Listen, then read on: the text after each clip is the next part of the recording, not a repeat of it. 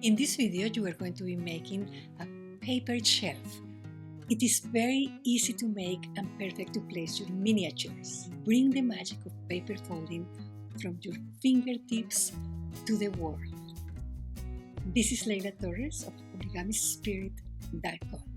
This is a square I cut from a letter size piece of paper, in this case 8.5 by 11. So this is 8.5 by 8.5 inches, about 21 by 21 centimeters. We are going to make a fold edge to edge here, and we are going to bring this lower edge up, but not all the way to the other edge. We are going to leave a space here. The distance from edge to edge is to taste. It will determine the thickness of the shelf. Having this template will help us have a consistent thickness within a shelf, and also when we are making many shelves. We position our template vertically. The wider part is underneath and the narrow part is above. We take a piece of paper exactly the same size, in this case 8.5 by 8.5. I change color so that it's clear, and we slide it inside all the way to the fold. I make the two papers match here, and we are going to be folding this so that it matches with the edge underneath, the vertical edge as well.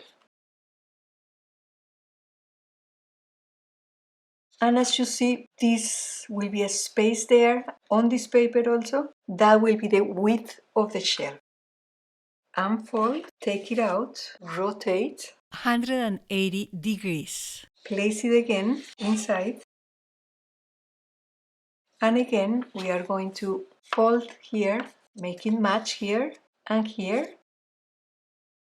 Make sure it is matching and fold all the way. We unfold, rotate, place this edge against here, inside, and repeat. Match.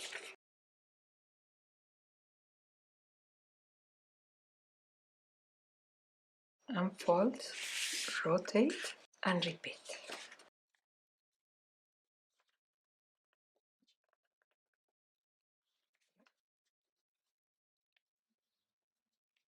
Unfold.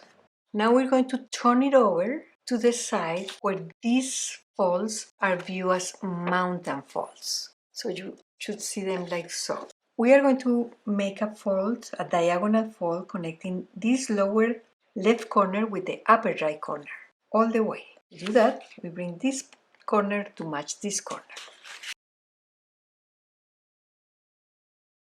Once they match, we slide our fingers and press the whole crease. Unfold. And now we are going to make another diagonal crease, but this time it's going to be from this intersection, okay, this little square here, the upper left corner of that little square, from that point all the way to the bottom right corner. To do that, we are going to match the lower edge to the right edge. From here, out. There is a square, small square here. We make the diagonal fold of that square. We rotate, repeat here. Notice there is a gap here, they don't meet at the center. And we do it only 3 times. We rotate and make sure that we go back to this position. On this corner, we are going to fold diagonally, but this fold is a little longer. Where we have this raw edge at the end, that's the beginning point, all the way to this other raw edge here. We bring this corner to this point. Notice that the edges meet. Unfold, unfold, unfold.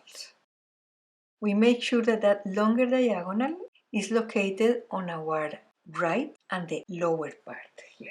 Now we are going to locate this intersection at the upper right quadrant, and we are going to make a fold connecting that center to the raw edge. And this is a valley fold. To do that, we bring this edge to match this crease. So we have this valley fold here, and we are going to make another valley fold from this edge to the intersection. We have one vertical here and one horizontal here.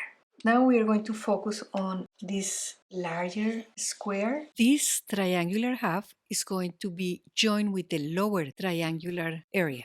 Fold, reinforce as a valley, and close. This will be the shell from the front. This is the top, bottom. Turn it over. We have this triangular flap here. We have a crease here.